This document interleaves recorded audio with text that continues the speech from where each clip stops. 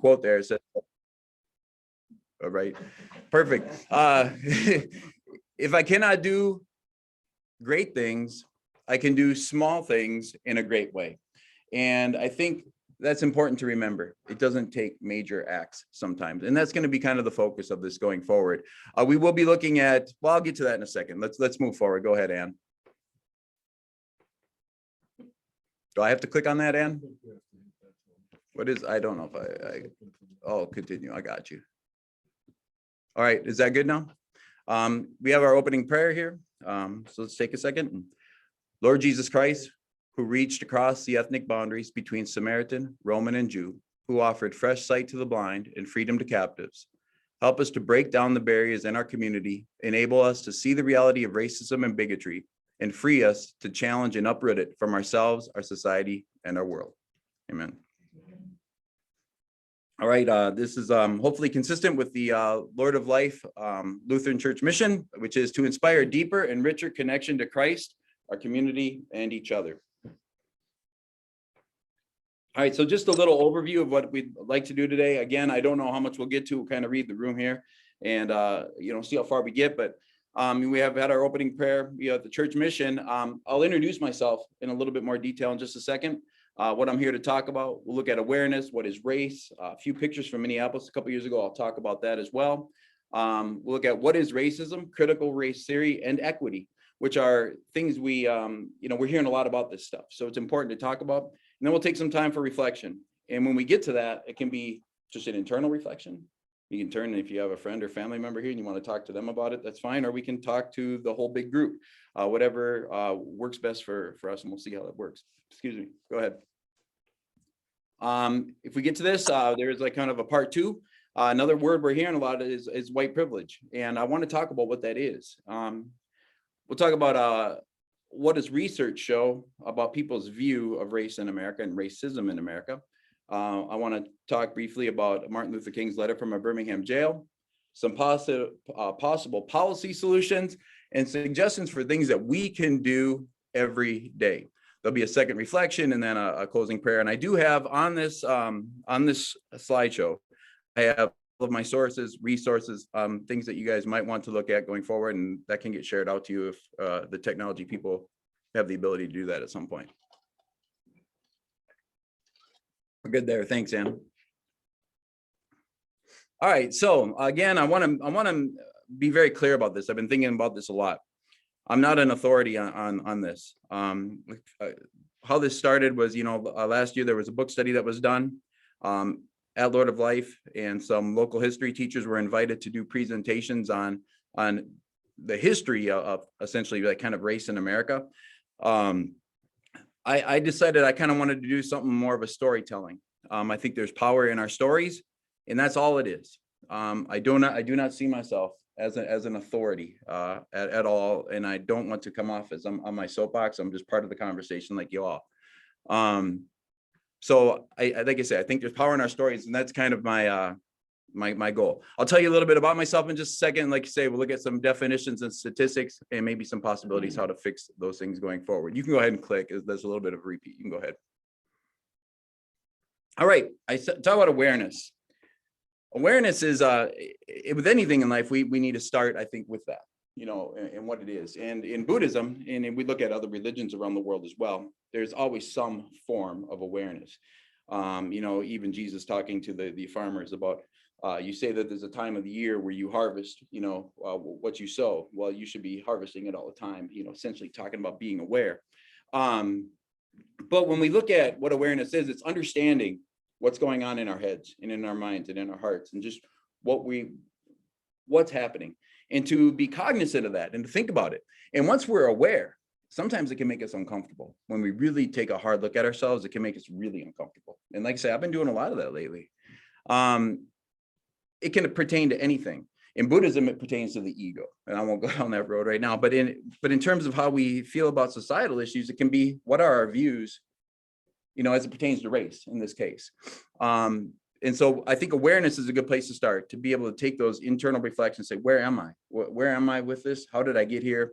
What can I do about it? What are those internal conversations I want to be having? And that's a great place to start. So I think awareness is a good place to start with this. We can go ahead. So a little bit about me. I was born in Minneapolis, grew up over on the south side in between like Lake Nokomis and the Minnehaha Falls. I went to De La Salle High School, which is downtown Minneapolis. I grew up, my parents were working class people. My mom ran a daycare at our house so she could stay home with us, and my dad was a city bus driver. So it was kind of cool. As a kid, I got to jump on the bus and ride around, Minneapolis, and got to see a lot of different areas and see different people that got on the bus. And, that was pretty cool. That said, the working class mindset, looking in the 1970s, 1980s, without that, what I saw in my family, is sometimes those old views that have traveled through generations, and got to me in terms of race. And I'll get to that in just a little bit, but I want to say that whether you grew up in Minneapolis, Brainerd, Bemidji, Nimrod, it doesn't matter. Those views, those racist views can be held anywhere you live, even if you're surrounded by diversity. Those views can be held in wherever you're at. And I'll come back to that later, but I do want to say that even growing up in Minneapolis, going to De La Salle High School, which was very diverse, I still held those views, those that traveled through generations, and they got to me. So I'll talk about that in a little bit too. I did attend Bemidji State. I learned a lot there, and I've taught social studies for the past 24 years, and the last 22 of them here. All right, we can go ahead. I'll come back to some of that. And right here is where I do that. So I have up there, like, I am an evolving racist, and that's true. I promise you that even unintentionally, I still hold some of those views. It's not something that just all of a sudden disappears and I don't see color. I do. And I'll give some examples of that in just a little bit. But it's interesting because the first friends I ever had were African American. They were biracial, JJ and Benny. JJ was the older brother and Benny was the younger brother. And to be honest, I've thought about this a lot. I don't remember identifying them by their color. I didn't come home from school one day and say, "Hey, mom and dad, I got these little black friends." Oh man, I had friends. It was JJ and Benny. And they were fantastic. They were awesome kids to hang out with. I remember coming home, talking about JJ, and I don't remember the exact circumstances, but talking about it and having a conversation with my dad. And this is where it first kind of got introduced to me, that there is a difference between the N-word and black people, and that I need to be aware of that. He was not very excited about JJ and Benny because JJ's dad was black and his mom was white. And my dad didn't like that very much. He wasn't a fan of JJ's dad. Every time I had been around JJ's dad, he was a fantastic guy. He was a professor over at the University of Minnesota, a professor of biology. He used to take us over to his classroom and show us all sorts of cool science stuff. But he was a really, really good guy. And I wrestled with it because my dad had his opinions about him. And I couldn't make that connection between what my dad was telling me and what I was seeing. I'm like, that's not the guy I'm seeing, but my dad was my hero. So what do you do, When I got to high school, when I got to De La Salle, I don't know what the numbers were, but we could say 40% African-American. It was a very diverse school. And that's one of the really cool things about De La Salle High School is it offers opportunities to all sorts of kids. Through work study programs and scholarships and grants. It brings all sorts of people together. And by the time I got to high school, my views were pretty, they were kind of solidified. I was a racist. I mean, I was kind of a bona fide racist. And I as a kid, I used the N-word all the time, and I didn't really think much of it. And that's a hard thing to really look at yourself and say, man, that's what I was. But I think later on, there's a purpose for that, and it helped me later on. And I'll come back to that too.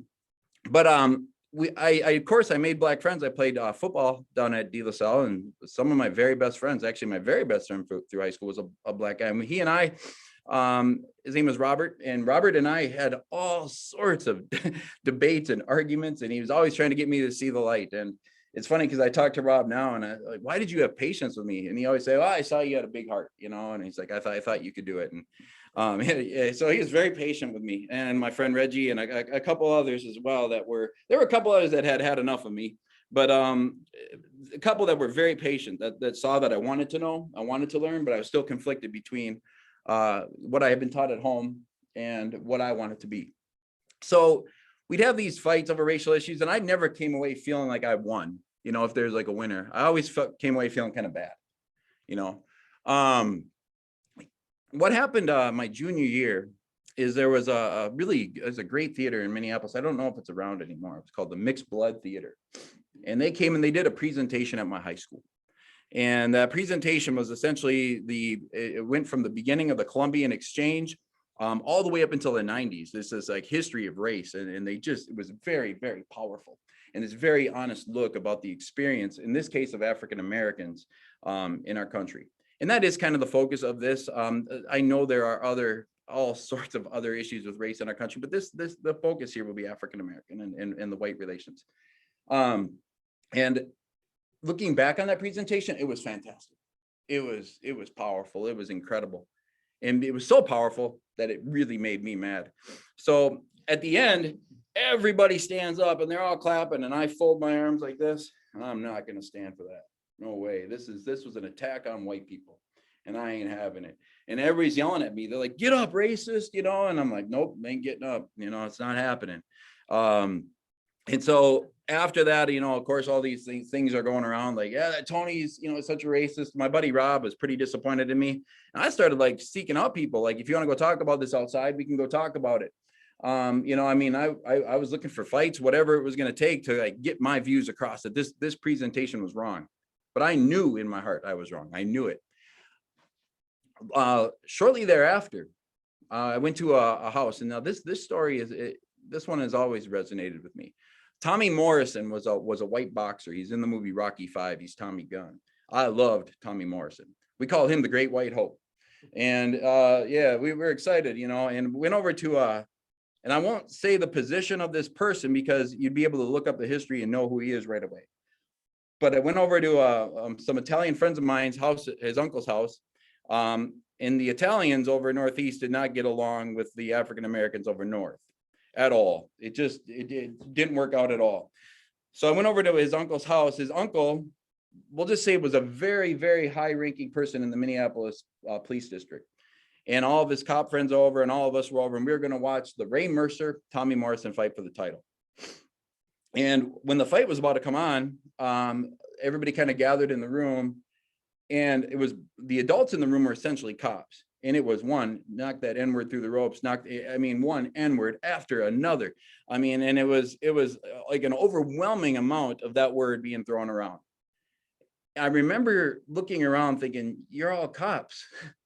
You know, I remember that being in my mind, like, you're all cops. Not only that, you're the most powerful cop, you know, like, it was in my mind. Anyways, Tommy Morrison got knocked through the ropes.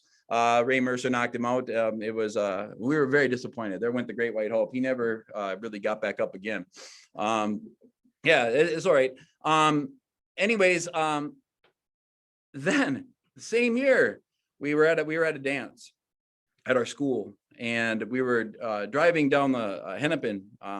Actually, it was a few months later. Actually, we were driving down Hennepin Avenue, and my parents had our car stolen and smashed up. So my parents bought a replacement car. And that day I took it to a dance, and we were driving down Hennepin Avenue, and in my car was me, my sister, my date, and her date. And we all four were white. And the people behind me were four of our black friends, and we were all heading to my house. One of them was Justin Page, actually, and this is where the cops kind of screwed up. It's the son of Alan Page. And we were driving over to my house. We were driving pretty fast. I'm not going to lie. We were kind of weaving in and out of traffic. And as we were doing that, all of a sudden, two cop cars pulled out right in front of me, cut me off. Cop cars came from around the block in two different directions, and lights were shining on us. There was a helicopter overhead, and there were cops running through the yards with their guns drawn, all shined on us, on both cars. I have no idea what's going on, but I'll tell you this, my heart was pounding. I'm like, oh my gosh, my parents got this car today. Is there like drugs in it in the back? You know, like, I don't know what's going on with this thing, you know, I mean, but I'm like, just, you know, so they had us get out real slowly, taking one arm out, like, get your left arm out, left foot out. And we had to put our hands up on the car. And the 4 white people, all 4 of us, the cops came over and they frisked us. They had us stand to the side. And I'm like, what's going on? Of course, they told me to shut my mouth, and I did. All 4 of my black friends were down on the ground, knees in the back of their heads, all 4 of them cuffed behind their back, and the N-word was flying like crazy. We got to stand there and watch that. And it was really a powerful time. What had happened is that there had been a drive-by shooting, and really close to the time that we were in that area. And I guess we fit the description kind of 2 cars. And we were driving erratically, which kind of looked like this could be them. Looking back on it, they didn't think at all that it could be the 4 white kids in the front. I don't know if it's because I had 2 girls in there, or whatever, but all 4 of my black friends were put down. Now, Alan Page helped take care of that at that time. But it was one of those things that really opened my eyes to the differences. Now, we didn't use the word white privilege. I mean, that's relatively new. But it opened my eyes to the differences and how people are treated. And I saw it with my own eyes. Then in high school, we saw the Rodney King beating. We all saw it. You couldn't deny it. You couldn't help seeing what was happening. You saw a man laying on the ground. I don't care what he did before, what he did up to then. I don't care what he said. I don't care if he was on cocaine, and none of that matters. What matters is the man was down, and he was taking a beating for all of us to see. And seeing that, I knew there. I was saying, all right, I went off to college. I had those, but I want to be clear about this. Now, when I go off to college, I still had those racist views. They came with me to Bemidji State, and Bemidji State's where I'm actually going to turn a corner. And ironically, because when I got up there were people from all sorts of towns I had never heard of before. I didn't know what an Akeley was, what a Nimrod was, or a Leader, or any of that stuff. I never heard of these towns. Wadena, Sabika, you name them all. I don't know what they are. But I know that when I met these people from these towns and these people that I played football with, they couldn't use the N-word enough. And I thought, you're ignorant. And then I had to be, well, maybe I'm the ignorant one. I had to really start taking a look. And I started to really wake up then. I knew that this isn't right. This is not okay. This is not who I am. And I started to make that change then. And as you start learning history too, because I got interested in history in college, you started to see that there was a lot that was wrong. I came home from college when I was 19, and my sister was dating a really, really good guy from my high school. His name was Mike. Just a top-notch, straight A student, great kid, good athlete, well-rounded musician, wonderful human being. My parents were not having that. They were not having him date my sister. The worries. What are they going to say? What are people going to say? What are people going to think? I can't have my daughter dating a black guy. And my dad and I got into a huge argument. It became physical. And I left, and I knew that that's it. That's where this dies. It's over. I am done with all of this. I'm putting it behind me.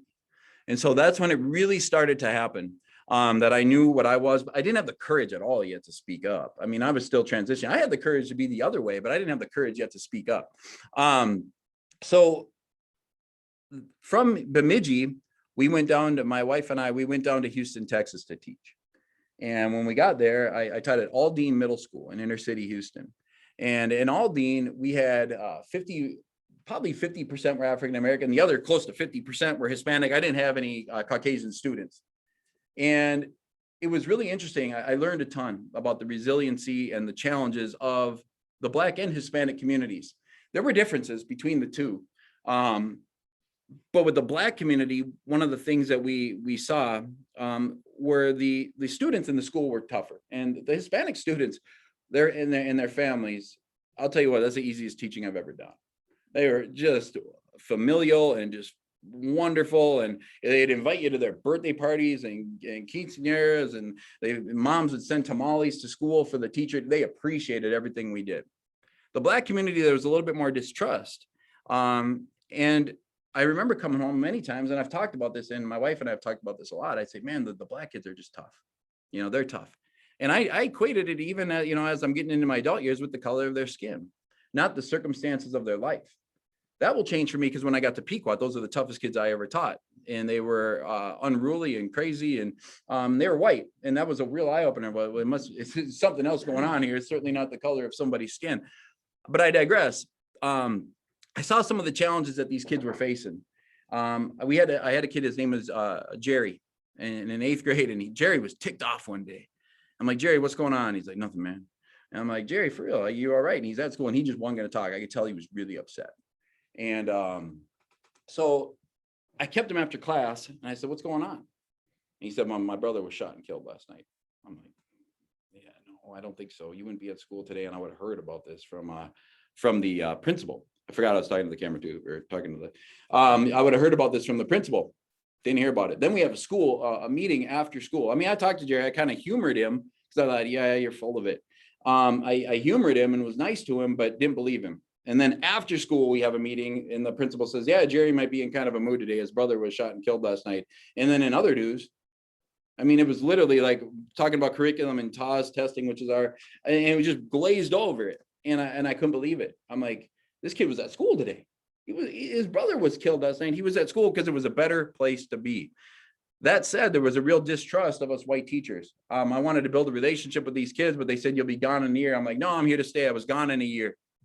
And it was for a lot of reasons, not because of black skin, but there were a lot of reasons I left Houston. And basically, if you've ever been to Houston, maybe you see why. It was hot. That was a big thing, and traffic was terrible. But in any case, I got to see how people were treated. Came up to the Brainerd Lakes area, and like I say, I saw that kids were unruly regardless of the color of their skin.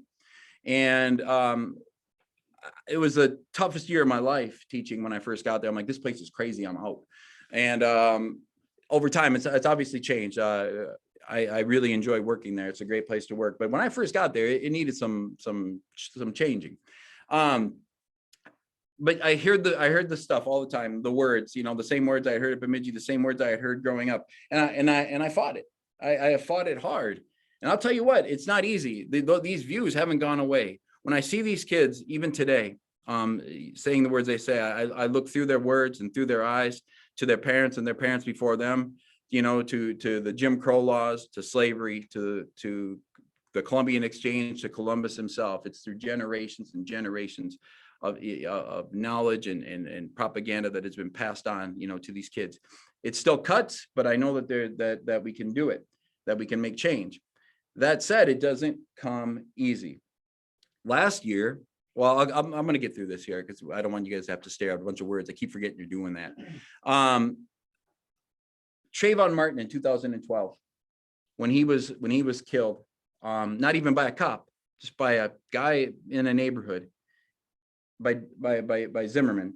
And when Zimmerman got off, I couldn't believe it. And I took that as an opportunity to talk to my students about it.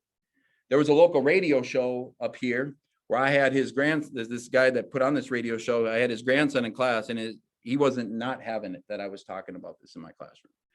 And this guy started to criticize me, and use his platform with his radio show to really go after me, to the point where I came to school one morning, I had people with little picket signs, to get rid of me.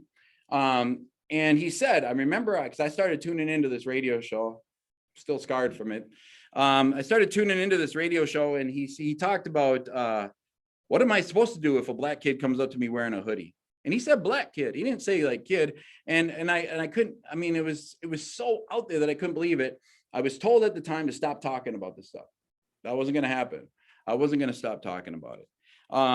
And so because of that, even today when we look, it's still lightning rod issues. I'll come back to some of that later. Then you come up to, fast forward to, what is it, 2017, 16, 15, right? Gosh, how long has it been since Kaepernick took a knee? It's been, well, somewhere around there. I can't remember the year. But Colin Kaepernick takes a knee. And I thought, this is interesting. That's quite a way to protest. You're not hurting anybody. You're drawing attention to issues that you see as a problem. We had a great conversation in current events in my class about it. Kids got to talk, and they were, kind of talking about both sides of the issue. And it was really a fascinating debate, and kind of seeing where kids were with it. My personal thoughts were like, this is a fascinating way to go about it. It's kind of like the Tommy Smith raising his fist in the Olympics. And I'm like, this is pretty powerful. Good. Hello. Yeah, no, you're good. I'm a teacher. I'm used to it. Yeah. So, it's my mom. Yeah. So, office. No. So, I thought this might be a way to draw attention to the issues now. What a lightning rod issue that was. But here we are. It's 2022. So whatever it's been 7 years, 8 years, we're still talking about it. And you look at, well, Colin Kaepernick gets blackballed. Colin Kaepernick had a calling. I mean, Colin Kaepernick is made more of a difference in his role now than he ever would have made throwing a football. So whether you agree with him or disagree with him in the way he did it, what he did do is he got people talking. So like I say, I feel called to talk about this stuff. We'll move forward. Go ahead. That was a long talk for a bunch of great words, and I apologize to the people that are on the camera if any of you are left. So what is race? I just pull up the definition. You guys can look there. I'm going to look at the one that talks about the color of your skin. This is a dictionary. What is it called? The Webster Dictionary? It's not up there because it doesn't exist. Race is a social construct. It doesn't exist. And you're probably wondering, well, what do you mean? I can look. I can see, white people, Asian people, Native people, African American. I can see it. You see skin color, you don't see a race. So I'm going to come to that. Let's go to the next thing. Everyone has a racialized identity. That's true. Okay. Racialized identity has had a major impact on everybody's life in here. And it doesn't matter what you are. It's had an impact on your life one way or the other. And it does define us. I mean, if you don't think it does, fill out an application to go to college or to a job, and it asks you to identify who you are, for their statistics. So we are identified and classified and grouped by the color of our skin, not our eyes. It doesn't say what color eyes do you have, how big are your ears, thank God. It asks about the color of your skin. That matters to us. And that, to me, in 2022 is alarming, but it's there and it still does matter. Let's go ahead. That's my son. He's a little bit older now. He's in college now. I remember it differently than my wife, but it doesn't matter. I'll tell it how she tells it. When we took our kid to the park when he was young, and he had been playing. We were talking, with the adults in the park or whatever ourselves, and I didn't really, I wasn't paying attention to who he was playing with. And he had come running over, and he was telling his mom, "Hey, I made a new friend. And he said, "Oh yeah, who is that, buddy?" And he points over to a little African-American girl, and he says, "The girl over there in the red dress." Didn't describe her by her color at all. We talked about that right away.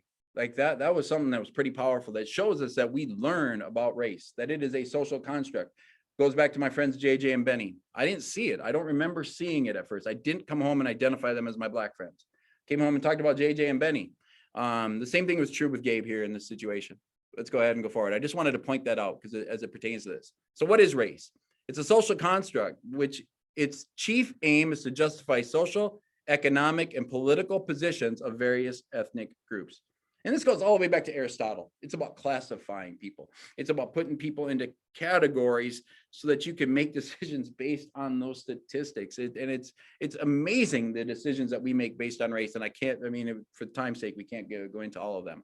But ethnicity is the fact or state of belonging to a certain group that has a common national or cultural heritage. Again, it's not scientific. And what we have found out, and I think it's on the next slide, well, I'll wait for it to the next slide, is, like I say, this goes back to Aristotle. Aristotle began classification, plants, animals, and classification has been very important to European sense. I'm gonna come back to this other thing here in just a second. Let's go ahead.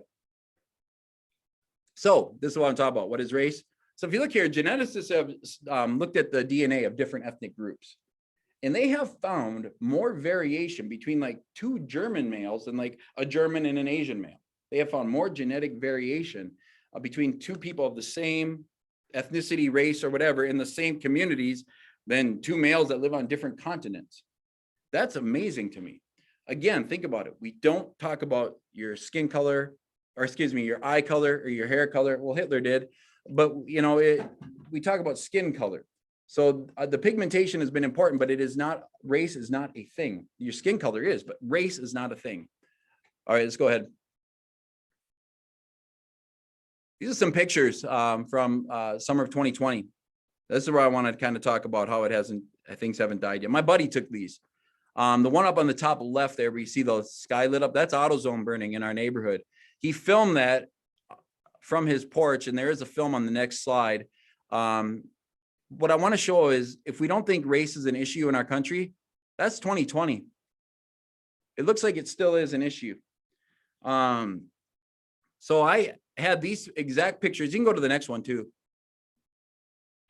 These are pictures from that same summer. That's in Portland, right by the courthouse. We had rented some bikes and went around biking. We went right to ground zero there. It was booths. So Black Lives Matters and other groups had booths set up where they were handing out pamphlets and information. They were selling T-shirts. They were raising money. They were having conversations. All peaceful. Portland was not scary at all. Okay. But what I did talk, when I was talking to one guy out at one of the booths at the Black Lives Matters booth, he's like, yeah, we cut out of here about 8 because the agitators come out.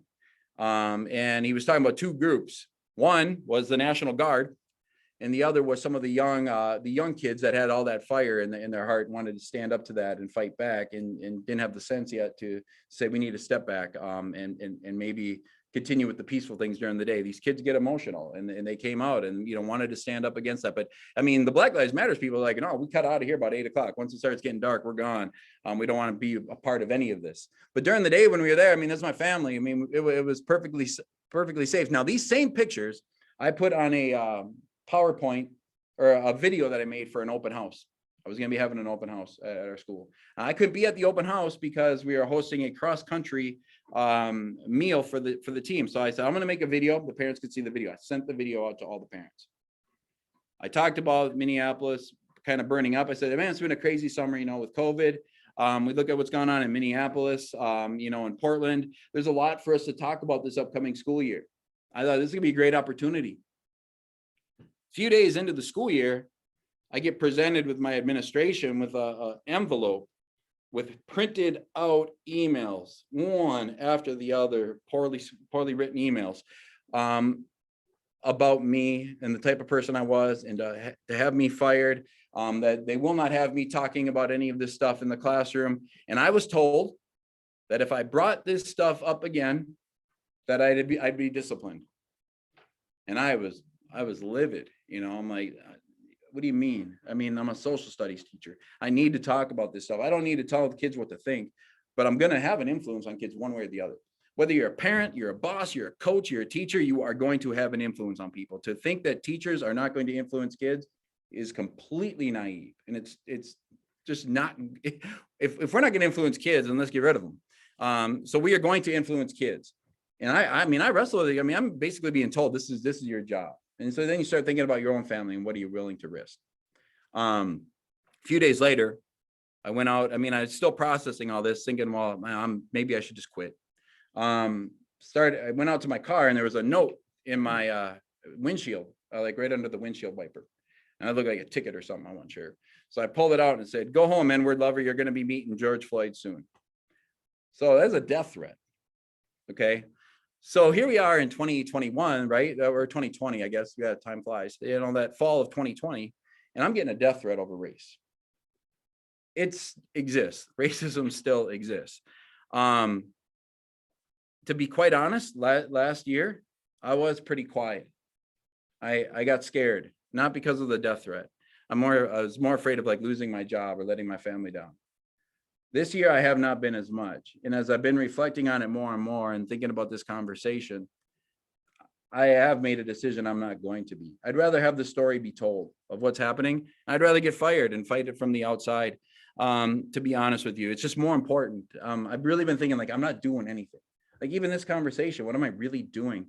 And I think the bigger way to make change is to bring attention to the issues. And if you got to lose a job, you lose a job, but you have a chance to make a difference from the outside. It hadn't hurt. I mean, I'm not Colin Kaepernick, but Colin Kaepernick moved on.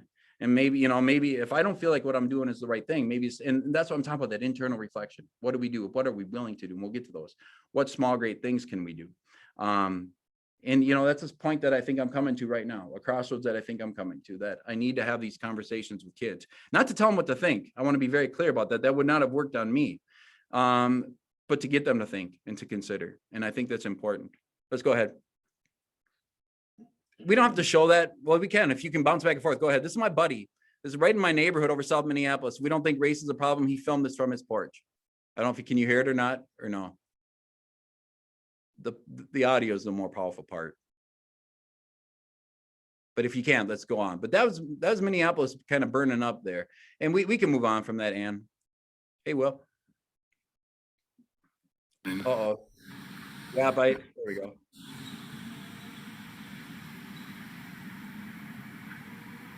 Oh my God.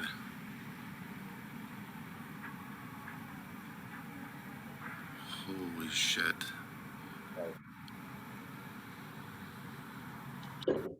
This is getting close. It's pretty scary. I went down there for it, Unreal. That's a really good friend of mine videoing that from his porch.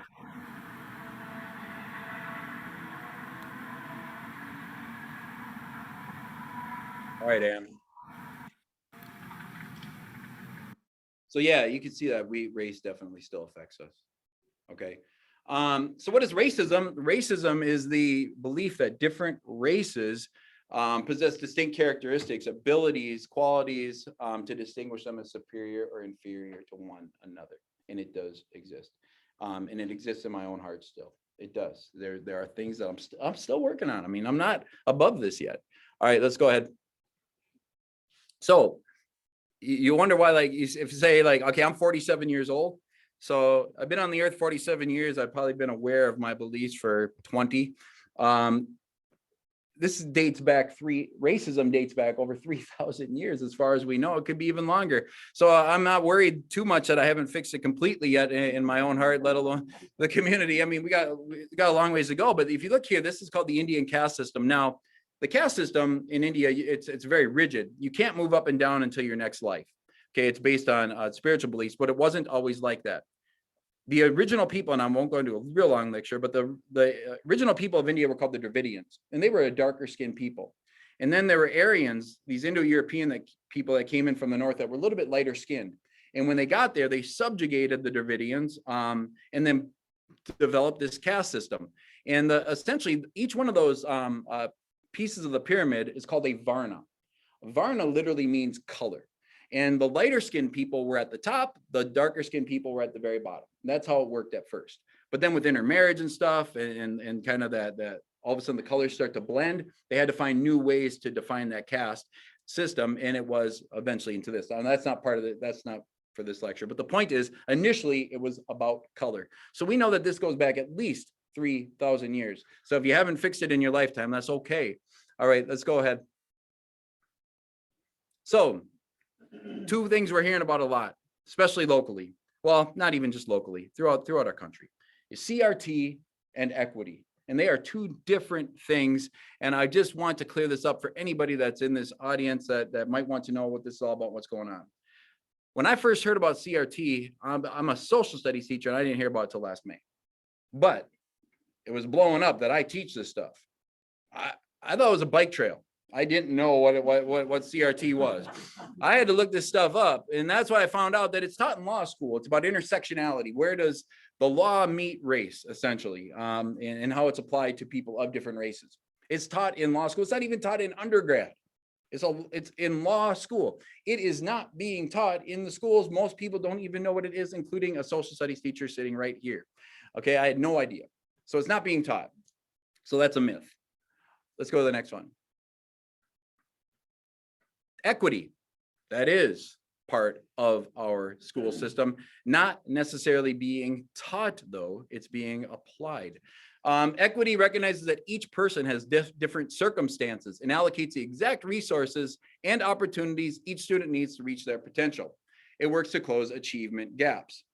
It's just like okay, so let's just talk about it like this and put it in very simple terms. Your child struggles with reading. You get them reading help. Okay, you start reading at a level that they can read. You don't give them some book that's, 4 levels above where they're supposed to be. You meet them where they're at so that they can continue to grow. It's about growth. The funny thing is, well, it's not funny. The sadly funny thing is that the only thing that gets attention in terms of equity is the color of our skin. And the misconceptions about equity is it's somehow trying to lift people of color over white people, and that we are somehow dumbing down curriculum for everybody to meet people of color.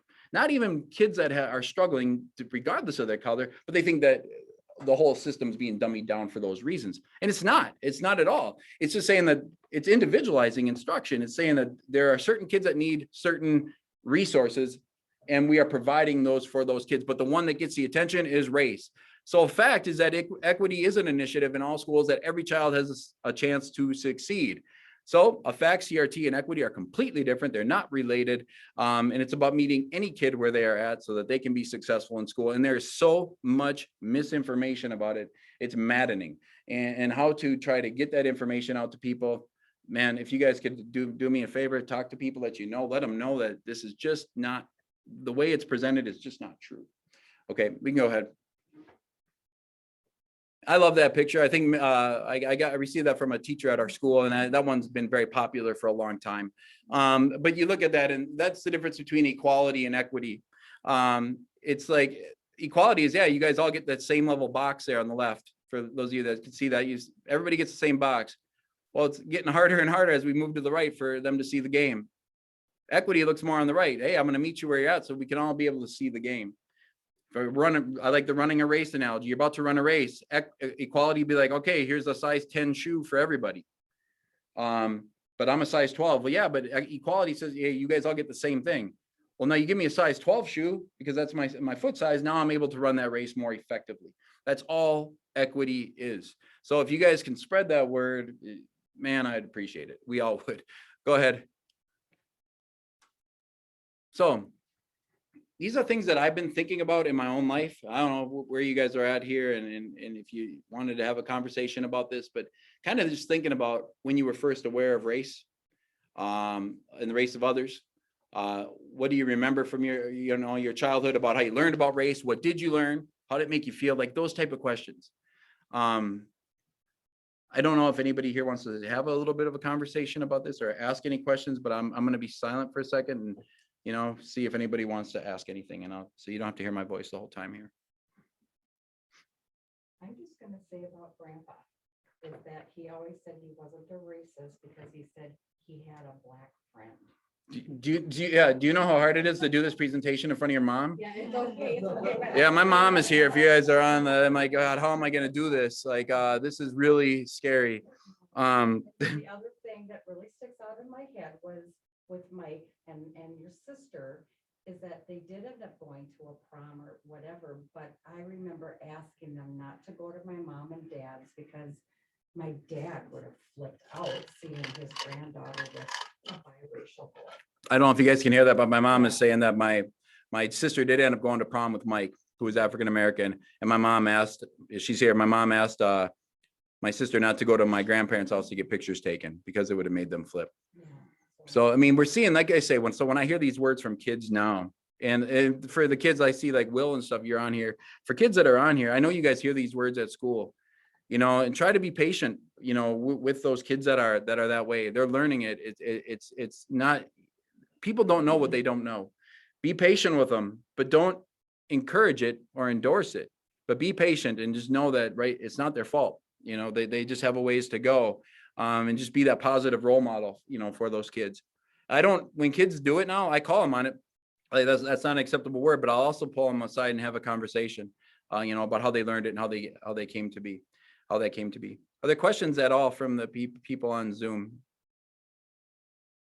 or comments?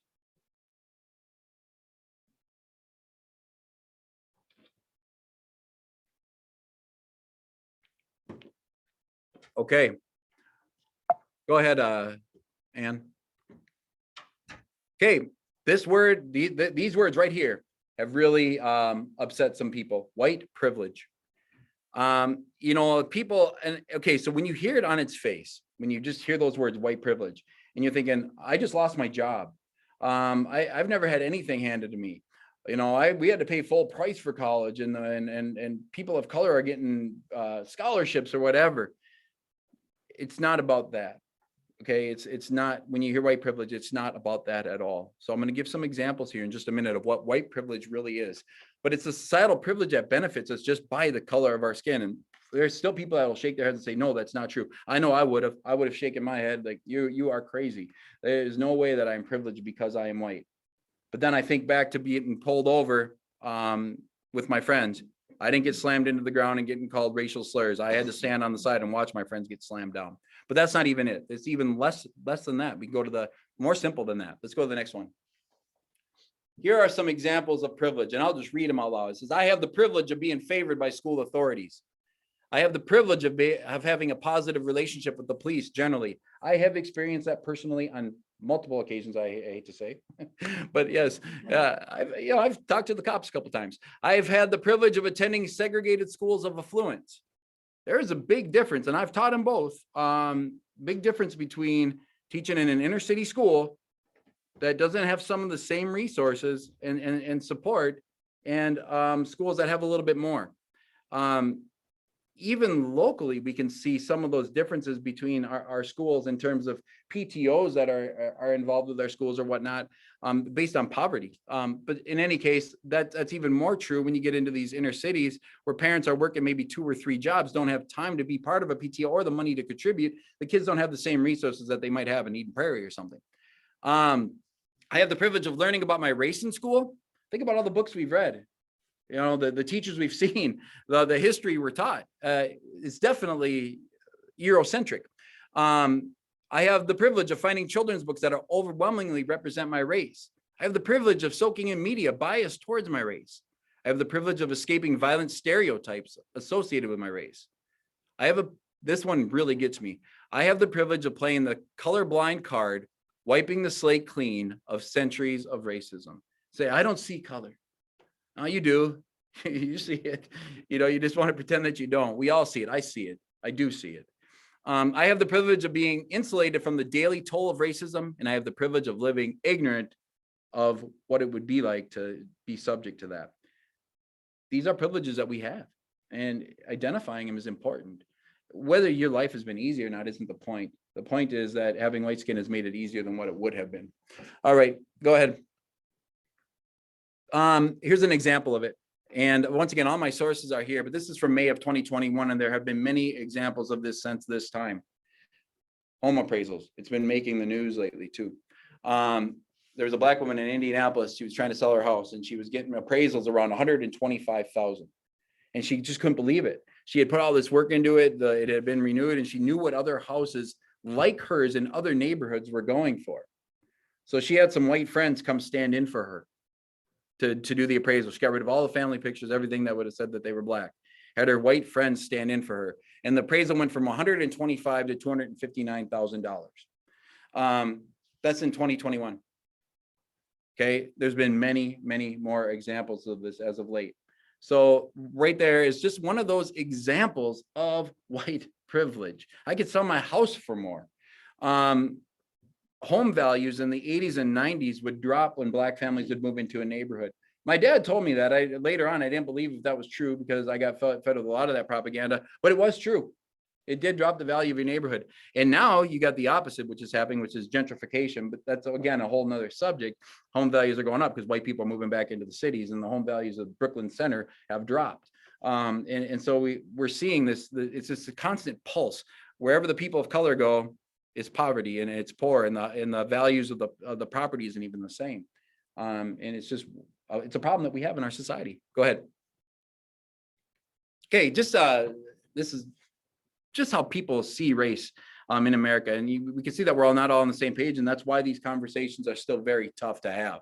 Most Americans say it is now more common for people, this is 2019, by the way. Most Americans say it is now more common for people to express racist or racially insensitive views, and more than 4 in 10 say it's more acceptable now. So we're seeing it more. It's picking up again, is what that's saying. Okay. Republicans and Democrats have vastly different views on race. Okay. So how do you have those conversations in Congress if you don't see it the same? Majorities of whites, blacks, and Hispanics say relations are bad. So one thing we say is that it's bad. We kind of all agree it's bad. No consensus, though, on how to approach it. Majority of Americans say racial discrimination is overlooked.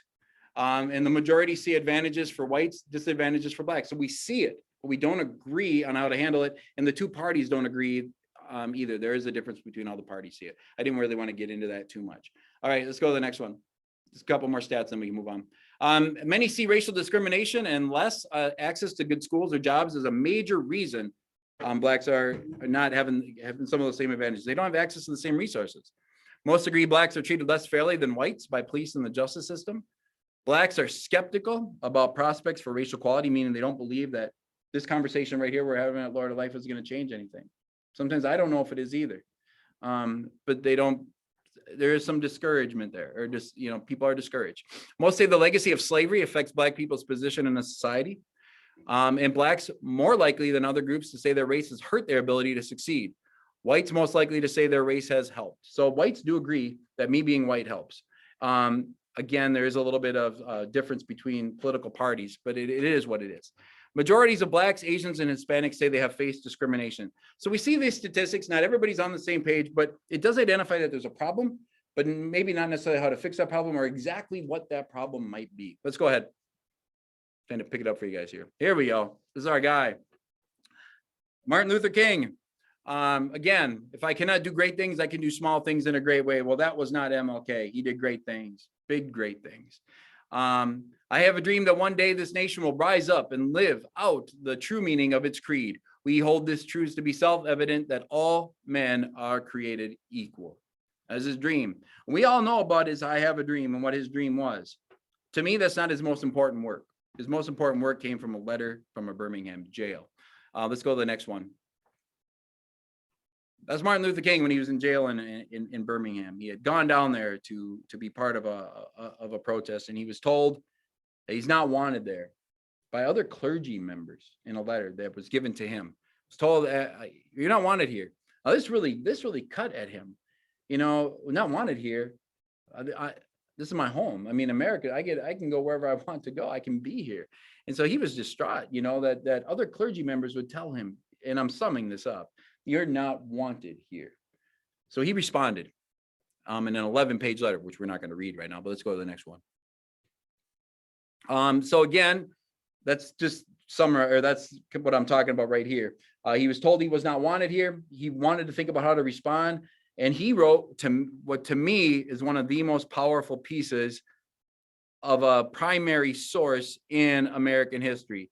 It's his letter from a Birmingham jail. I do teach this during Martin Luther King week, and we look at nonviolent protests around the world. He lays out some things here. I'm going to point out a couple things to you guys. Go ahead and go to the next one. So as I read this letter, here are some things that stood out to me. He believed that the time for change was now. Okay, in the 1960s here. He believed it was now. He said, we've been waiting he kept being told, you need to wait, you need to wait, you need to wait. And he's like, we've been waiting 340 years. Enough's enough. The time is now. Now we're in 2022. Now is not the right time. Don't take a knee. You don't do it like that. Then you see people burning stuff in the street. You don't do it like that. Well, how do you do it and when do you do it? That becomes the question. He talked about the nature of segregation, being reduced to being called boy or the N-word. I will not say it. Can't take his kids to the new amusement park. Daddy, I saw this, I see the amusement park on TV. You can't go because of the color of your skin. I can't imagine looking at my kids and telling them you can't go to that. We can't take you to Disney World or whatever it is, Valley Fair, pick your, we can't go there. This one here is for me the most powerful though. The failings of the white moderate. There are whites that believe in the cause, but they prefer status quo over making meaningful change. Listen, man, I have friends, colleagues, or whatever that kind of told that line. Like, hey, I think something needs to happen, but that's just not me. I'm just not gonna rock the boat. And it'll happen over time. There will be things that get passed. No, it won't. Yeah, we have to be doing something. And he felt that the white moderate was more dangerous almost than like a racist, because like, you're on our team, but you're not doing anything. Think about it like this: you're playing football, and you go out on a field with somebody that's not really committed to the bit, and I'm running the ball, and I'm about to get tackled. My teammate's kind of with me, but not really with me. There's a good chance I'm going to get rocked. I'd rather have that person in the stands watching than out there playing with me. And that's kind of his thing with the white moderate. It's like, I don't know who you are. I don't know if you're with me or against me. I'd rather know. And like right now, that's what I think one of the awesome things is about where we're at. And it's going to sound terrible. We know it's there. It's not hidden anymore. We know it exists. We have seen it revealing itself, over the last 3, 4, 5 years. It's really come to the light. You go back to Charlottesville or whatever, it's really come to the light, and it's getting more and more acceptable. And to me, there's to some extent, that's all right, because now we have to talk about it. We can't ignore it. That's why you're all here. And that he had a hope for the future. His number one worry was that his kids would grow up to hate white people. Even through all this, you can't sleep we're going on a road trip. I can't sleep at the hotel. We're going to sleep in the car. Can't take you to the amusement park. You can't hang out at that swimming pool. And his worry wasn't about any of that. His worry was that my kids won't like those people. I would teach my kids to hate those people, and so how do you do that? It's really amazing. Go ahead and go to the next one. So he laid out a plan, studying other people that had practiced nonviolent resistance, Henry David Thoreau, Gandhi, list goes on. And he came up with this idea that, number one, if you're going to try to fix an issue nonviolently, you have to, number one, determine, is there an issue? So if we look at police brutality, for example, if one person was shot by the police in the United States, a person of color, and it wasn't happening all the time, it's probably not an issue. It's an unfortunate event. Anybody shot by the police, it's an unfortunate event. But when it's happening to the extent that it's happening, that lethal force is happening, some people would say that there is an issue. Okay, some people would agree that there's an issue. So if you assume that there's an issue, what you want to try to do is sit down and fix it through negotiations. That's what you want to do. You want to sit down and talk about it. Contracts, anything, right? You don't want to go on strike. You want to fix it through negotiations. So that's the idea. You want to negotiate, but if you can't, you have to go to direct action. And that could be a boycott, a sit-in, a rally, a march. It could be writing letters. It could be all sorts of things. But before you can do direct action, he talks about this, and this is the important part. Maybe this is what we need to go through here. It's self-purification. And that is not purifying myself of anything racist. It's saying, what am I willing to sacrifice? Am I willing to have my friends not want to be around me? Am I willing to lose my job? Am I willing to get a death threat? Am I willing to take physical violence without fighting back? Am I willing to have people call me names or put me down? In the worst, am I willing to go to jail? And in the worst case scenario, am I willing to die? And that's what Martin Luther King had to go through, that self-purification process. What are you willing to risk to make a difference? And it's really powerful stuff. Go ahead and go to the next one. So policy solutions, these would be bigger issues that sometimes are out of our control, but we can write our legislators, excuse me. Down there in that bottom link, don't click on that, Ann. This is details for all of these more in detail solutions, okay, like of what each of these are. But you look at criminal justice reform, improving the educational system, improving employment rates and opportunities, place-based policies. That is saying we're going to look at different neighborhoods and what can we do to improve these areas? What policies can we do locally, grassroots, to help bring about equity? If we look at equity as having that same thing, same opportunities. Mentorship programs and possibly reparations. Again, those are more in detail below, but these are policy solutions. But that's not what we are. We're not here to make policy. Let's go to the next one. We're getting there, kids. You're doing great. These are things, you guys are awesome in this hot room and listening to me talk for this long. My students, no, you guys have done a great job. What can we do? These are the small, great things that we can do. We can be aware of our own prejudices. We can educate ourselves. We could talk with children and youth about racism. We could speak up when we hear something hurtful. We could show up in person like you all have here today. We can be a healing presence. We can be a witness. If you see something happening, you can be there to witness it, to be that third person. You could tutor an English learner. We could tell elected officials that we care. Go ahead and go to the next one. We're getting through it. We could find our own ways to speak up and act against racism. We can use the arts to explore anti-racism. We can be good neighbors to people of all backgrounds. We can make everyday connections with people of other ethnic backgrounds. Invite and hear other voices like this group has been doing, this Micah group has been doing an awesome job of bringing in all sorts of people. We can expose children and adults to other cultures. Don't be afraid to make mistakes. Don't be afraid to say the wrong thing. I read a book, it's called Neither Wolf Nor Dog. And Neither Wolf Nor Dog is a fantastic book. It's Kent Nerburn, who's a professor up at Bemidji State, and he wrote this book, and he's studied in the Lakota people and the Ojibwa people in our region for a long time. And he's riding around with this native elder in South Dakota, and his name is Dan. And he asked Dan, you'd have to read the book, but there's a really powerful piece in there about this that ties into making mistakes. And Nerburn asked Dan, the native, he said, what do you guys like to be called?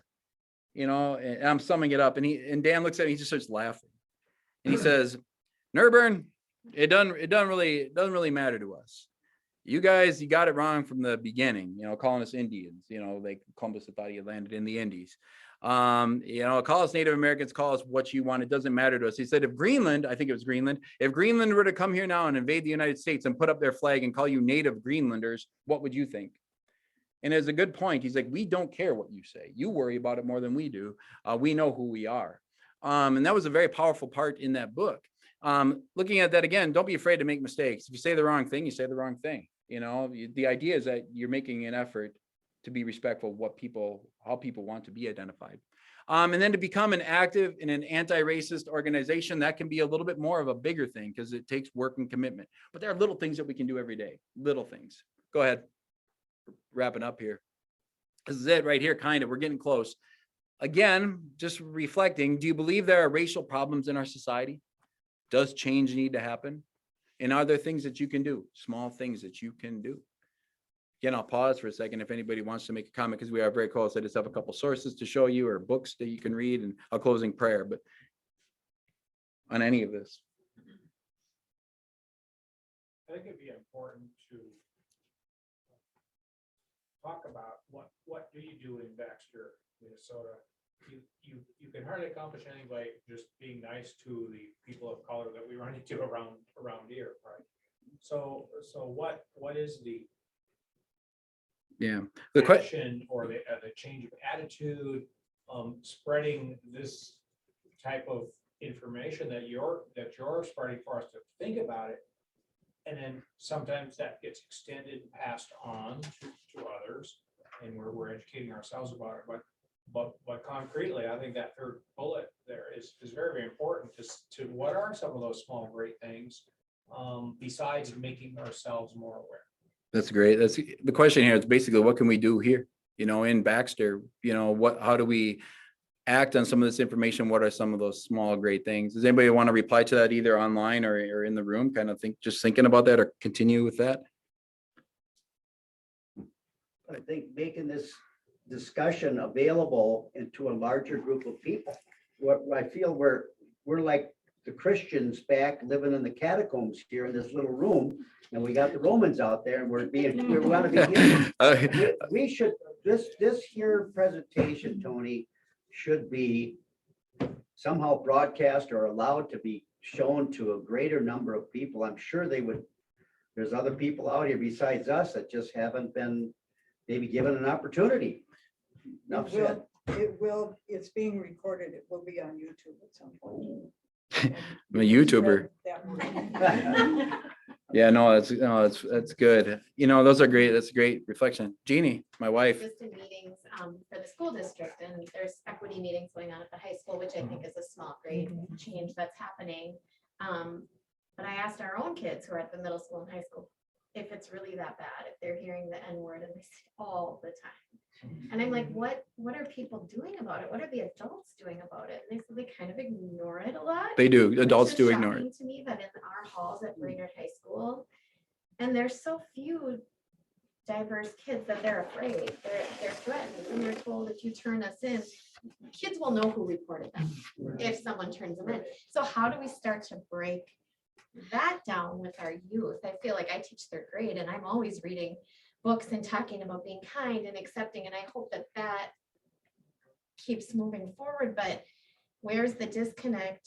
Because in my third grade classroom, I see everybody getting along, and I don't know if it's at the middle school or the high school, but where's it breaking down, and how do we fix it? Because I think it has to start when people are younger.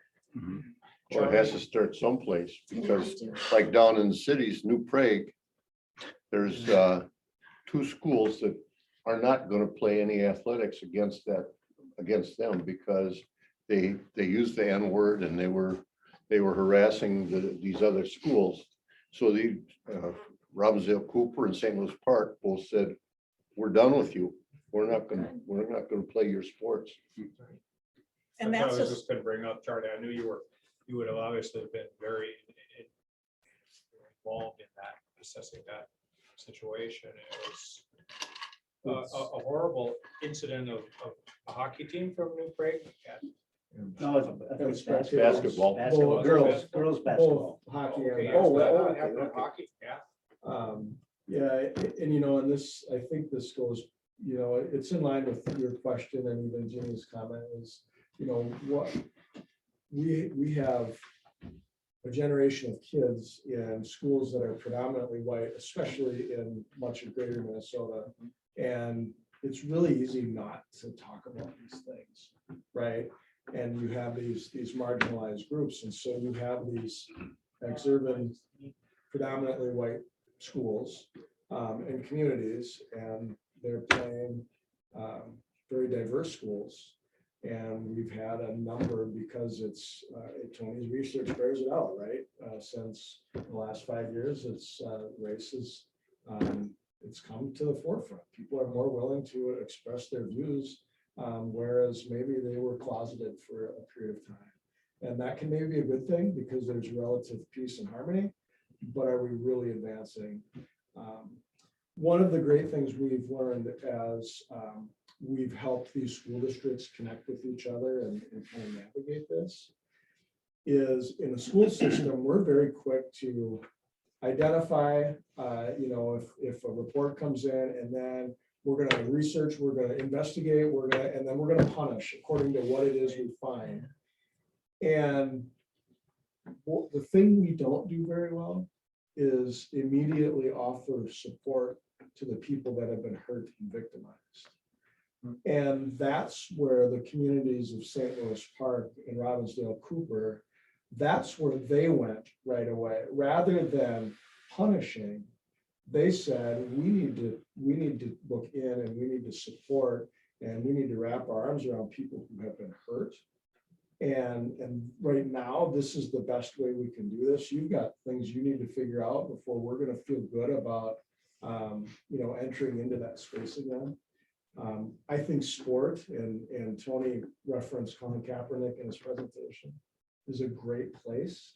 And it has historically been a place where racial barriers have, I won't say been conquered, but it's allowed, it was the first place where, there was integration, where historically white colleges all of a sudden had athletes of color joining their teams. And so it's a great space, but it's a far from perfect space. Yeah, I'd like to jump in there too. I was at the equity meeting and heard some of what has happened to kids and how kids of color don't feel very safe in the school. But I think those things, and maybe things on athletic teams in the past, too many little things get by. They're not consequented at the time. And I think rather than a punishment mode, that if you are doing something like this, then you're doing something wrong and you need some education. And both the victims and the perpetrators need to be held and educated, so that they know what the experience is. And I think this is hard too. I would ask this question: how many of us have, when we've heard a racist joke, have said stop? I don't want to hear it. It's a good point. Good. Yeah. Not many people, I would say, have the courage to Right. do that, and that happens in our halls at school, and it right, and it's building that courageous platform to say, I'm sorry, we're not going to have conversations like that. Okay. And that's generations, hundreds of years. And to your original question too, that's what I've been wrestling with a lot, is what can we do? I even was telling my wife, I emailed Pat the other day, said, I feel like fraudulent.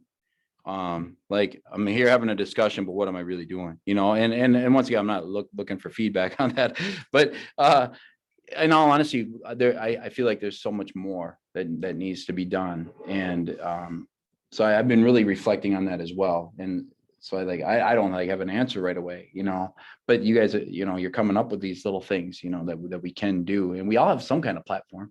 Every one of us, I don't know what they all are, but everybody here, you know, I know we have, you know, Minnesota High School League, elementary teacher, high school teacher, you know, I mean, so we have some of that, and I'm sure other of you, you've got the Micah group, you know, so all, you know, you guys, we have these platforms.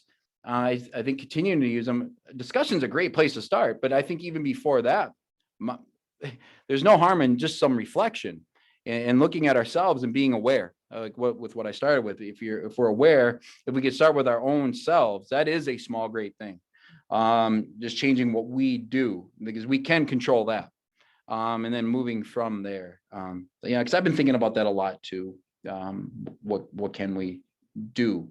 But sometimes I don't know if it needs to be necessarily something that is seen externally. It can be something that is happening within, you know. But no, I've been thinking about it too. What can we do? I was into a place of business here in Brainerd, and I walked up, and this black lady was working in back the counter, and she's, come on up. She was just real pleasant, and took care of me. Just the most pleasant lady you could think of. And when I left, I said, thank you very much. And she said, thank you. And I left, and I thought, what should I do? Should I tell her? You know, you don't want to exaggerate, or you don't want to carry it any farther, but you felt like you should do something because she was such a nice lady. But Yeah. what do you do? And so that's where, yeah, that race thing definitely plays in. We are aware of it, right? And those of us that want to do better, we see people of color in our communities, and maybe sometimes you just almost feel bad that they're here sometimes, like, hey, you know, you're not alone. You know, but that said, just even being aware of how you felt about that, I think is important. I think, you know, it's just, you're aware of how you were feeling about it. But there is still something that identifies her as race. Like, so my same question, and I'm certainly not, but if a young white kid or a young white person was waiting on us, would we even think about it? You know, would we even think about it? Because I do the same thing. But so would we even think about it? And that's what I'm talking about. It's there. It's real. It does exist. Yes. I just would like to share something I found this morning when I was reading, because I think it's important. How do we look at other people? You know, if we're looking fearfully, or if we're thinking they're less than us, it's going to shape our behavior. This comes from a book by John Philip Newell, who is a Celtic Scottish priest or minister, in his book, Sacred Earth and Sacred Soul. And this is just the introduction to the book. And he talks about a presentation that he made at one time. And he had initiated that talk with John 1:9. The true light, which enlightens everyone, was coming into the world. And that evening, a Mohawk elder who was part of the audience and who was specifically there to make observations about the resonances between the Celtic and the native wisdom, said, as I have been listening to these themes, I have been wondering where I would be tonight. I have been wondering where my people would be tonight. And I have been wondering where we would be as a Western world tonight if the mission that had come to us from Europe centuries ago had come expecting to find light in us. Wow. I think that's Yeah. a powerful call to us in how we look at people and each other as we engage these discussions. Mm. That all of us are special and God's. And we're all meant to love each other. That's our mission, a difficult one. But there's light in each of us, in everybody. I think it's important to support the organizations around us that are taking a stand too. I know it's hard in the Brainerd area. About 3 weeks ago, you might have read online or read in the news, my kids were part of a YMCA swim meet up in Superior. And the policies, you can't have anything written on your body, on your clothing, that sort of thing. And I think she was about a 12-year-old girl, showed up with a swimsuit that she had made that said Black Lives Matters. And ironically, my son had a swim cap that said Brainerd Warriors, and he was told he had to turn it inside out. And if you heard the story or not, the girl was told she couldn't swim, and the Duluth NAACP got involved, and the YMCA took a stand and said, we support this girl. And this girl had made this swimsuit because of this, I can't remember the details, the teenager who was shot in his home, I think, in Minneapolis just the week before. And we were driving home, and I have 2 teenagers and a 10-year-old and my husband, and we're driving home from Duluth saying, rules are rules, it was my default to think, well, rules are rules, why didn't she follow the rules? And I am very much a supporter of Black Lives Matter. And as we're driving, I said, we are sitting here talking about whether or not it was fair to turn a swim cap inside her, regular side. My son had to turn it inside out. They are driving home talking about how does she keep her 12-year-old safe? How is she going to keep her kids safe? Yeah. This is white privilege to the max, in my opinion. And I told naturally you say, well, rules are rules. And I said, when Rosa Parks sat at the front of the bus, that was against the law. And it maybe takes breaking the law to make change and to have these discussions just in our car. And so I think it's really important to support the YMCA in taking their stand. I think we got a lot of negative feedback from it. But also it took a 12-year-old girl to have this discussion with my kids. And I thought that was pretty impressive for a 12-year-old girl and the adults that supported her in doing it. So yeah, you were there, huh? Yeah, I read that story. That's was unreal. That's a good point. It was pretty impressive, and I had to call myself out and not just making the default stance of rules are rules. So. Those are the rules. Yeah. I know. It's a good point. Well, I was just struck by all those, the list of white privilege. You have to realize there's a flip side to every one of those. It's pretty bad. Yeah. Well, yeah, I mean, I've seen my race reflected, my whole life. It's always been, mirrors. And so that when you think about this, pretty easy, to relate to. Just think of any movie, cartoon, comic book, superhero, whatever it is. How many of them look like people of color? So yeah, yeah. Anybody online? I know you guys are there, but anybody want to say anything or? All right, you can go to the. Michael Erickson. Oh, go ahead. I'm a person of color. I'm Japanese, full blood. When you grow up, people basically try to tell you, turn the other cheek. I was never able to turn the other cheek. I got into a lot of fights growing up, and I'm still of the opinion that change isn't going to happen until there's a reason for the other side to change. And as long as people of color, women, whatever other oppressed area you have no power, there will always be white privilege, because there will be no reason for that to change.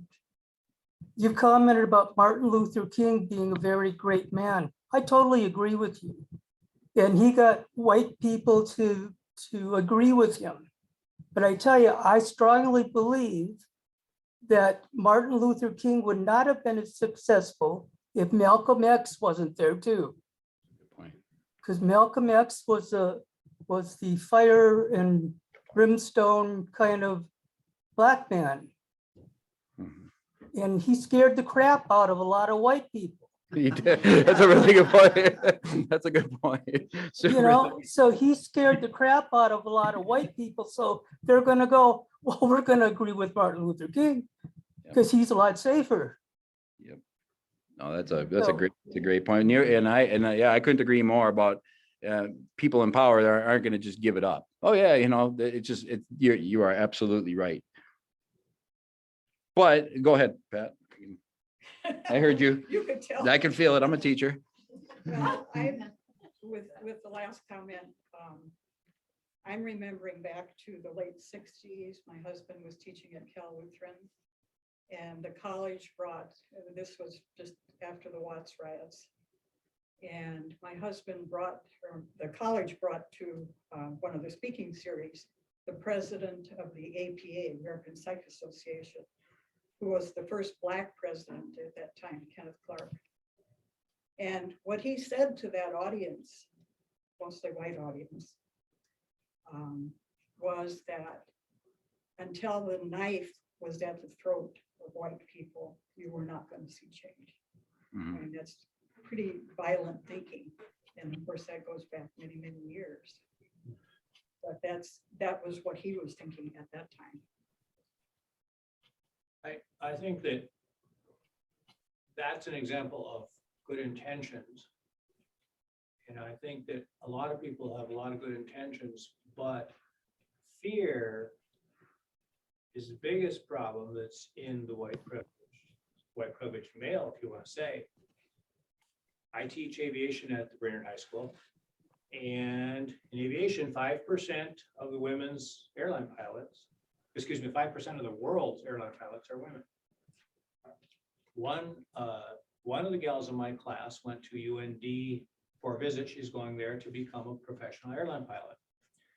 There's no reason in the world that women can't be as good a pilot. I train a lot of women in the cockpit.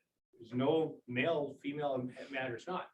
But she told of hearing a couple of stories at UND where some of the women students got their apartments egged by the male students. Why? I say it's fear.